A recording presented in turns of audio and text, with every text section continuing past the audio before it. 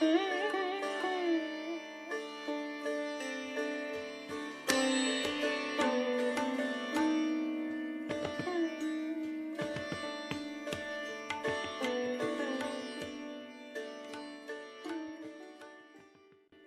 पंढरपुर के पास पैठण नाम का गांव पड़ता है, जहां संत श्री एकनाथ जी महाराज विराजते थे।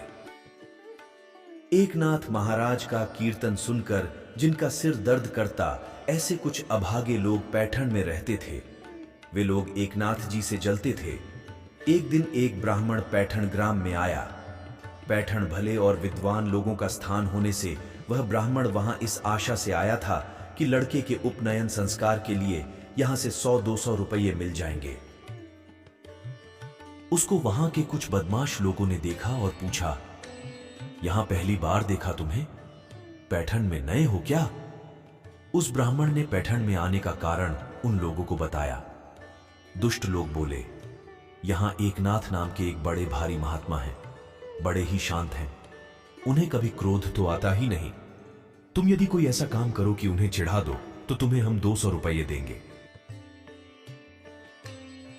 अब एकनाथ महाराज को क्रोध दिलाने का उपाय सोचता हुआ वह ब्राह्मण दूसरे दिन सवेरे एकनाथ महाराज के घर पहुंचा।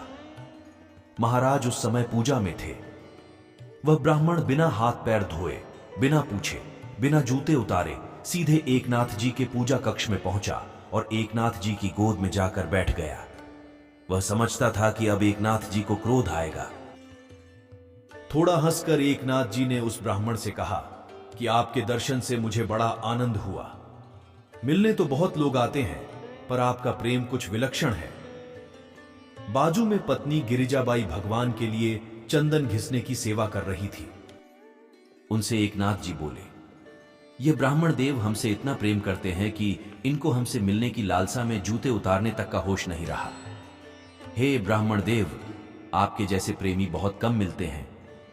इस प्रकार ब्राह्मण का पहला वार खाली चला गया। उसने समझा मामला जरा टेढ़ा है, पर 200 रुपए का लोभ उसके मन में था। उसने फिर एक बार प्रयत्न करने का निश्चय किया। तब एकनाथ जी महाराज गिरिजाबाई से कहते हैं, संभलना, ब्राह्मण देव कहीं नीचे न गिर पड़े। गिरिजाबाई भी एकनाथ महाराज की ही धर्मपत्नी थी। उन्होंने मुस्कुराते हुए उत्तर दिया, कोई बात नहीं, हरि को पीठ पर लेकर काम करते रहने का मुझे अभ्यास है। मैं भला अपने इस दूसरे बच्चे को नीचे कैसे गिरने दूंगी। यह सब देखकर ब्राह्मण के होश उड़ गए। वह नीचे लुढ़क कर एकनाथ महाराज के चरणों पर गिर पड़ा। श्री एकनाथ जी ने उसे उठाया।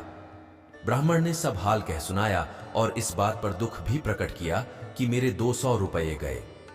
तब एकनाथ महाराज ने उससे कहा कि यदि यह बात थी तो मुझसे पहले भी कह देते। तुम्हें इनाम मिलने वाला था, यह मुझे मालूम होता तो मैं तुम्हारे ऊपर क्रोध करने का नाटक कर देता। संत एकनाथ जी ने उस ब्राह्मण को अपनी एक अंगूठी बेचकर रुपये दिए और बाहर जाकर उन दुष्टों के सामने झूठा क्रोध करने का नाटक किया।